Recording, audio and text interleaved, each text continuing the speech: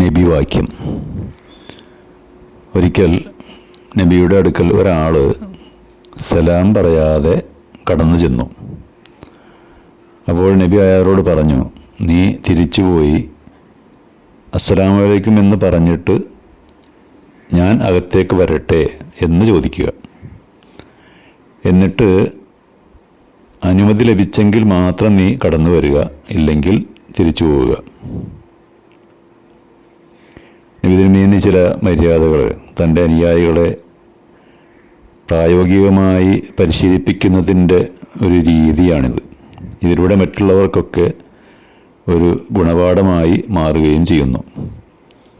വിശുദ്ധ ഖുർആനിൽ 24-ാം അധ്യായത്തിൽ 27-29 സൂക്തങ്ങളിൽ പറയുന്നത് ഇങ്ങനെയാണ്: നിങ്ങളുടേതല്ലാത്ത വീടുകളിൽ പ്രവേശിക്കുമ്പോൾ ആ വീട്ടുകാരുടെ തൃപ്തി അറിയുകയും അവർക്ക് സലാം പറയുകയും ചെയ്യുന്നതുവരെ നിങ്ങളവിടെ പ്രവേശിക്കരുത്.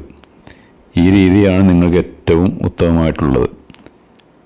ഇനി ആ വീട്ടിൽ ആരെയും കണ്ടില്ലെങ്കിലും സമ്മതം കിട്ടുന്നത് വരെ പ്രവേശിക്കാൻ പാടില്ല. നിങ്ങളോട് തിരിച്ചു പോകാൻ ആവശ്യപ്പെട്ടാൽ ഉടൻ തിരിച്ചു പോവുകയും വേണം. അതാണ് നിങ്ങൾക്ക് ഏറ്റവും ഉചിതമായ സംസ്കാരം.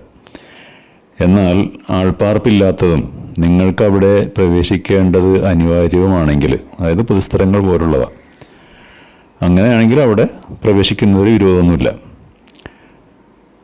അതേപോലെ വീട്ടുകാർക്ക് സലാം പറയുക എന്നത് വളരെ പ്രധാനപ്പെട്ടൊരു കാര്യമാണല്ലോ. ഒന്നാമത് സലാം ചൊല്ലുന്നതിൽ ഒരു പ്രാർത്ഥനയുണ്ട്. നിങ്ങൾക്ക് സമാധാനമുണ്ടാകട്ടെ, ദൈവിക അനുഗ്രഹവും കാരുണ്യവും നിങ്ങളിൽ ഉണ്ടാകട്ടെ എന്നാണല്ലോ ആ പ്രാർത്ഥന.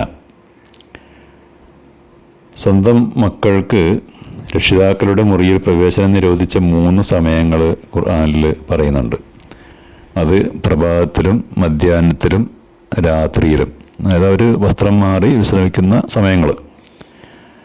രക്ഷിതാക്കൾ തങ്ങളുടെ കുട്ടികൾക്ക് ഇത്തരം പരിശീലനങ്ങൾ വീട്ടിൽ വെച്ച് തന്നെ നൽകേണ്ടതുണ്ട്. അതുവഴി അവർ മറ്റു വീടുകളിൽ പ്രവേശിക്കുമ്പോഴൊക്കെ ഇത്തരം കാര്യങ്ങളിൽ സൂക്ഷ്മത പുലർത്തുന്നവരായിട്ട് മാറുകയും ചെയ്യും.